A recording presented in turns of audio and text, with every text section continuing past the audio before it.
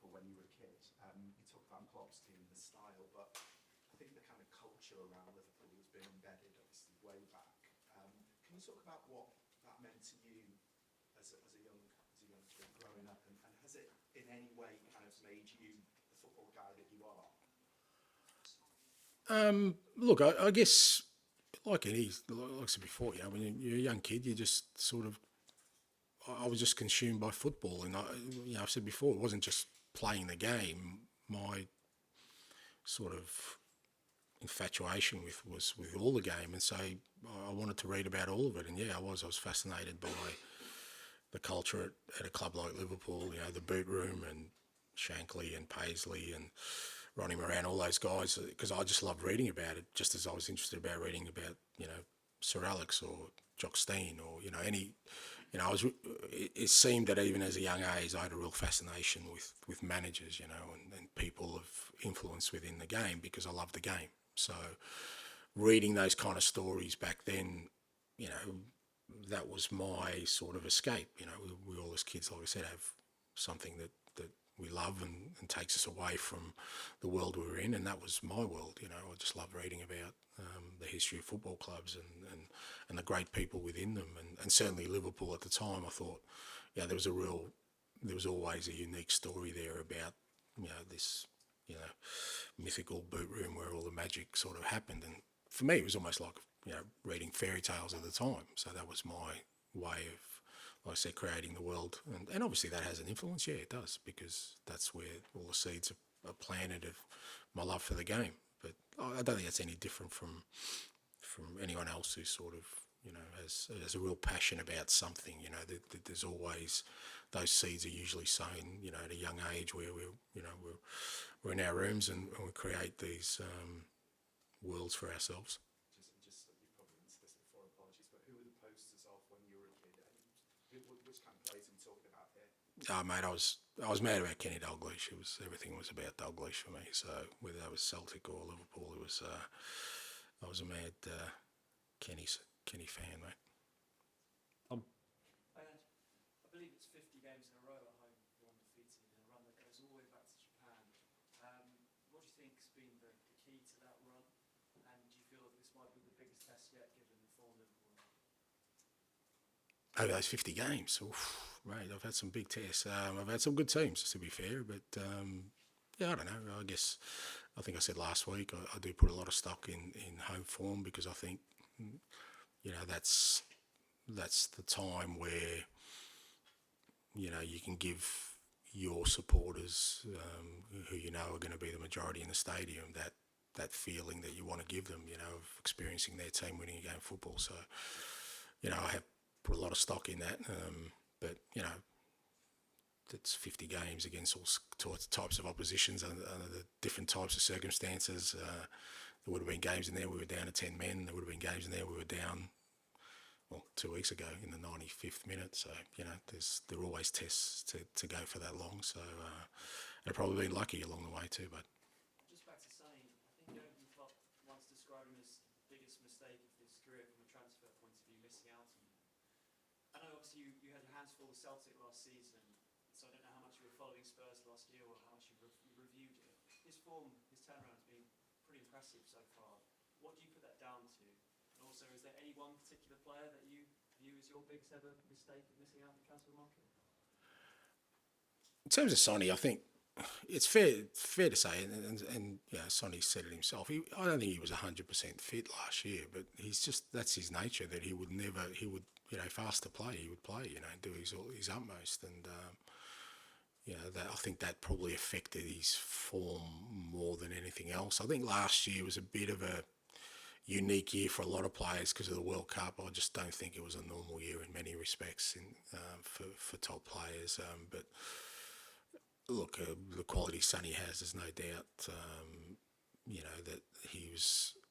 I don't think I've done anything dramatic to him. I think he's just feels better. He's had a good pre-season, and he loves playing for this football club. And I think the way we're playing now, really suits him where he's at in his career. And I'm sure there's more to come.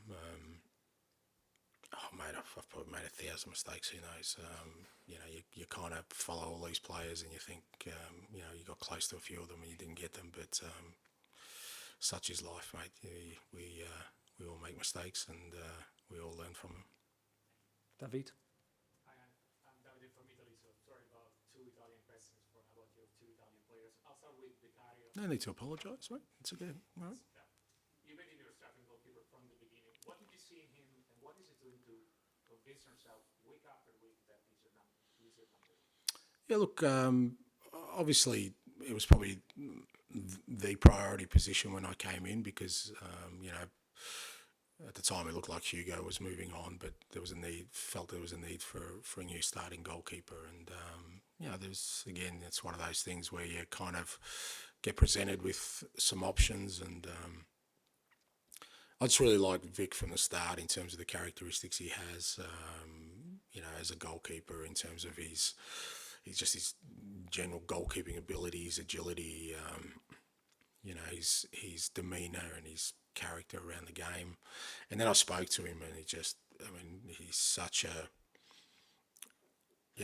an infectious personality. He was so determined that, he wanted to come to Tottenham and prove himself at the next level. And when you look at his career, he hasn't had a long time at the top level, and I've said that before, similar to Mickey van der Ven and a couple of others. I like players who've worked their way up from a low level very quickly, because it shows that they adapt very quickly, but also that they're coachable. They learn, because you have to, and you look at Vic, and he's taken big steps very, very quickly, and I think he's been outstanding for us for the first 6 or 7 games. He's been a real strong influence on the field in the big moments, when we've needed him. And the good thing is, every day he comes in and he wants to improve, and that's exactly what we need. With Destiny, the way he's playing, he's surprising a lot of people also in Italy. What do you see him at? Obviously, we're talking about a 20-year-old with a lot of potential. Yeah, and again, when I obviously got the role, I had to look at all the players who were out on loan last year, and Destiny was one. And again, I really liked his profile. He was, physically, he's got outstanding attributes, but he obviously played a different sort of style of football in terms of, a lot of times he was used as an attacking wing back, and made a real impact in a tough league as a young man. The Serie A is a tough league, and he just handled himself really well. And again, it was one of those where when we got him in, I could see that he just wants to improve every day, and he's got outstanding attributes. And like I said, for a 20-year-old, he's already had some really big challenges defensively, and he's handled himself so well. And when he has the ball and he runs forward, he looks exciting. So really pleased to have him in the group. He's going from Saka last Sunday to Salah. Yeah. Well, that's the Premier League, and that's why he's here, and there's no greater learning curve for him, and that's I love about that. And the good thing is, you saw last week, he had to work really hard against a top opponent, but in the end, I thought he came out pretty good, and like I said, he can't rest on that, because now he's got Salah this week, and then he'll have somebody else. It'll be a Grealish or somebody else coming up in the next weeks, and he's got to cope with all of it. But so far, he's doing very well. Done. Just following up on that, Ange, we're often told by managers that young players coming to the Premier League will need a long time or some time to adapt. But in the case of Vicario, Van der Ven, Udogie, and to an extent Porro and Sarr as well, who didn't play much last season, they all look really at home pretty quickly. Beyond good scouting, what's the secret? How do you think that's happened? It just depends. I can understand. Sometimes you've got to make sure that young players are going to be able to handle,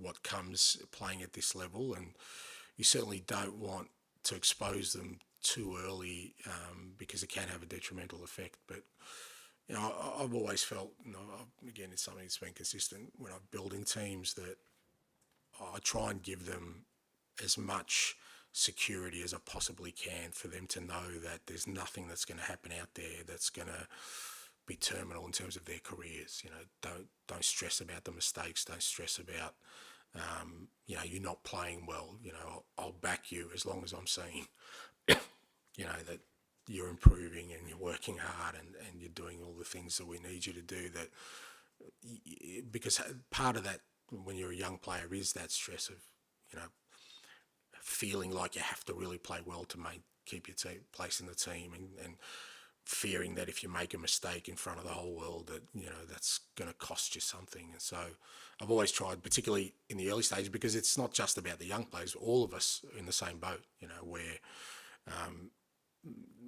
we're setting off on a new course and there's potential there that it won't work, and we're all feeling the same. I'm no different to them, you know, because I'm sure if we had started the first, you know, 7 games and we were, you know, on 2 wins instead of the wins we're on, I'm sure the heat would have been on me right now. But it's not how I think. It's not how I I'm wired. I don't care about that.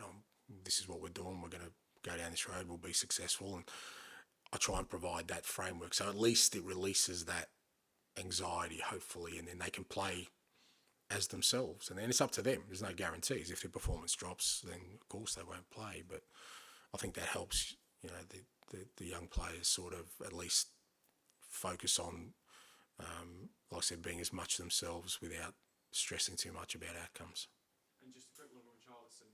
You said you're one short in the wide areas. Do you see him playing wide when Sonny's up front, or would you always kind of have him with No, yeah, right. I mean, Richie does have, yeah, he's played there quite extensively during his career, left and right, and yeah, no, he does give us, you know, that option should be needed, you know, in games moving forward.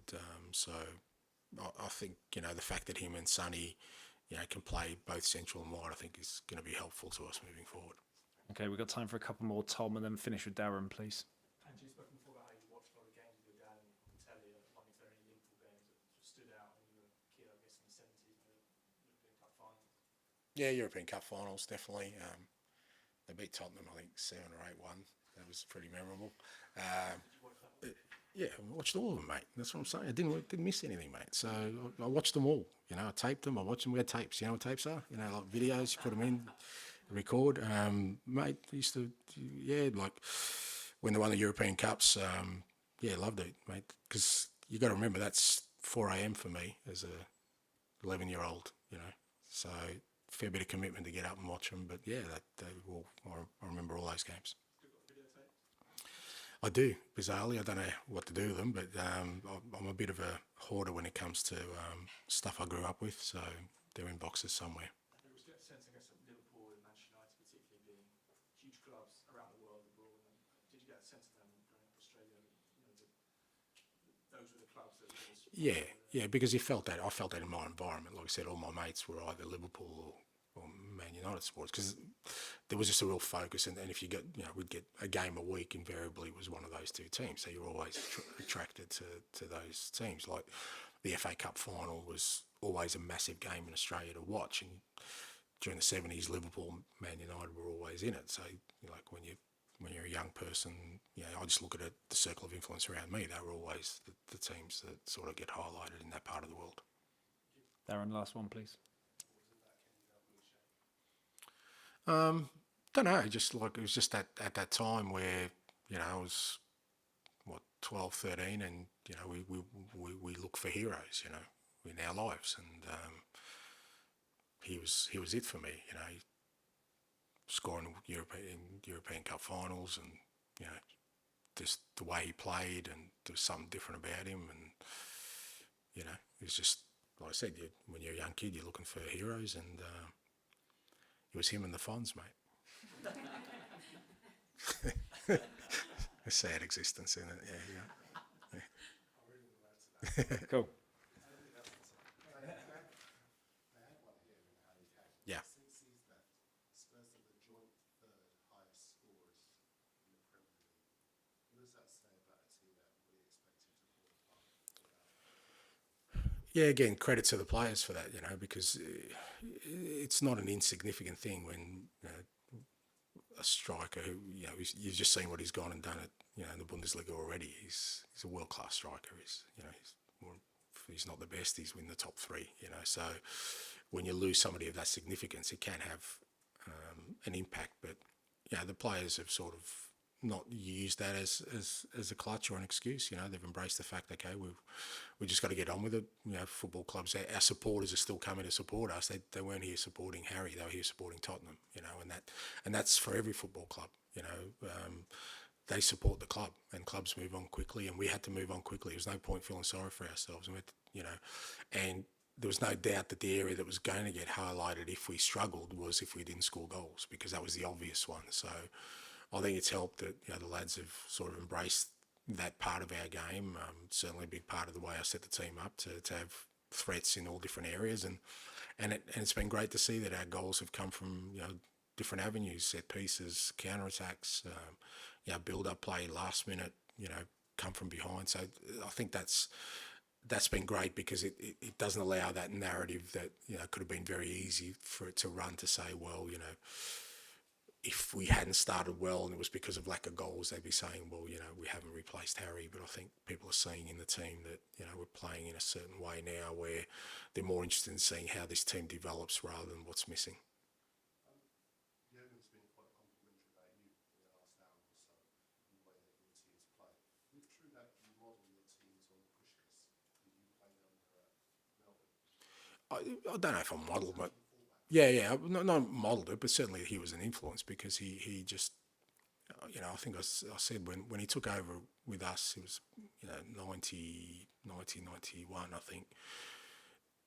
Everyone in Australia at the time, and I think on the back of what they were seeing over here, was literally playing 4-4-2. There was no wingers really back then in that era of football, but he just loved wingers, and, you know, we played with wingers, and, you know, the wingers' instructions were that, you know, to stay wide and never come back, which wasn't great for me. I was the fullback, so but it really made an impact on me that he was a guy that he was going against trends and what convention said, because 4-4-2 seemed to be a more solid, more sort of conventional way of playing. And he said, no, the game's about goals, and you can't score goals unless you've got more attacking players. And he said it's better having 3 attacking players rather than 2. And those kind of things have an impact for sure, in sort of the way I then sort of frame my own sort of philosophy around the game. Just one more from me. I noticed when you are on the touchline, you're very different to Liverpool. Liverpool's all action. It's very emotional. You're very chill and relaxed. Is that stress related? Is that, you know, do you make a conscious effort to calm down over the years?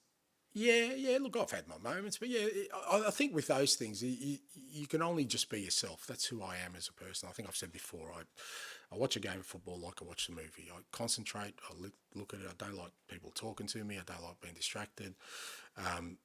And to be fair, I think I've sort of, you know, probably gone down even a level in recent years because of VAR, mate. I don't want to look like a clown either, because you can be celebrating and get chalked out. So I always got this thing in the back of my head saying, let's just wait and see what the outcome is. But it is who I am as a person, and I really feel my role on game day is to make sure that I'm totally in the game, focus as much as I can. And I think that depends on your personality. Whereas, you know, I think that's how Jurgen is, and that's how, say, Mikel is, or Pep, or these guys. You see them, and that's who they are as people, and that's how they get themselves. And you're probably right. A lot of it is probably stress related. It's how we cope with stress, and we all cope with it differently. That's my coping mechanism. But yeah, beyond that, like I said, I'm just myself out there, mate. I try and do my role in the game on the day of the game, rather than sort of get sort of too emotional in it. Okay. Thanks very much, guys. Thanks, guys. Thank you.